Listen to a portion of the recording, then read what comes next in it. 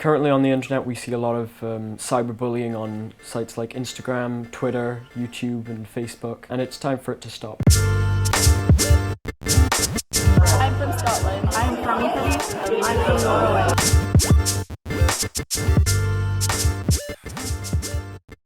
I love social media because you have the opportunity to keep all of your memories in one place. I can post my pictures, my friends can post some pictures, we can share love or something like that. Having family in other countries myself, it's very useful to keep in contact with them and to talk to them. And also there are many news in social media, and you are more informed, I think. What I like is YouTube. You can see things what people are doing in their lives, or their talents like singing or dancing. We have a wide opportunity to give our opinion about something like ecology, bullfighting, and to make a change in our society.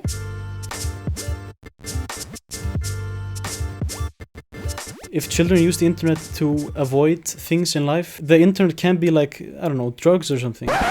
You don't have any more time for you always on social media, talk with your friends or FaceTime or whatever. And I get unfocused for other things that I would rather do than sit on my phone or watch Netflix. I stopped going to school for like 2 years and just went on the internet and played video games and stuff. I think that we don't know where is the border between the internet and the reality. So last year I took 6 months off social media. I felt a lot more relaxed because we had so much more time to do the things that we needed to do. We were much more productive. If I was a parent, I would set rules. I would say, no using social media after 6 o'clock. I think it's really important that young people understand the effects of social media on their mental health and understand how to use it with control.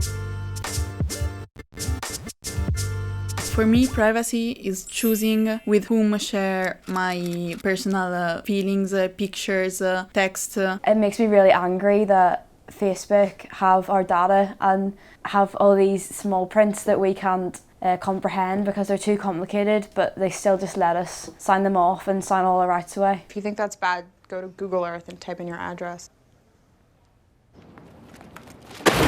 I worry about that pictures are gonna exist forever. It can come back after 30 years or even when you're dead. Parents should educate their children not to share things too private. They have to enlighten all the risks that posting a picture could bring. I think it's important that social media respect our privacy through their policy and that young people know the right to privacy so they can defend themselves. I want Instagram policy to be simplified, easy to understand and short. I would like to challenge governments to take this recommendation forward to better children and young people's experience of social media. Yeah, to educate children about the internet is the government's responsibility.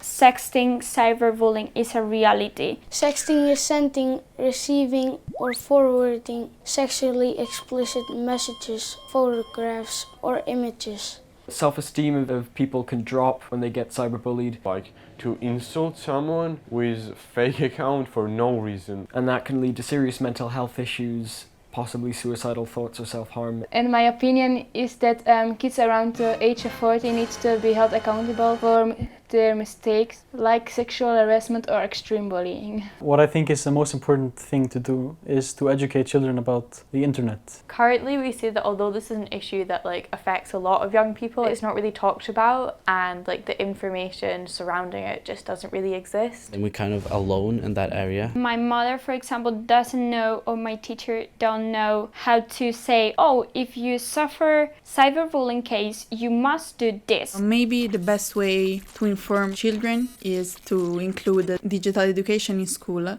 So it's really important that we have clear, accessible information and that we know where we can go if something does go wrong. We can add extracurricular activities in schools, but this is not only enough. NGOs and government-based programs can educate elderly people so that they are on the same level as the children, so that we have a better communication and better understanding of what we want together. We need our governments and our schools to accept that these problems exist and to try and fix them with their power.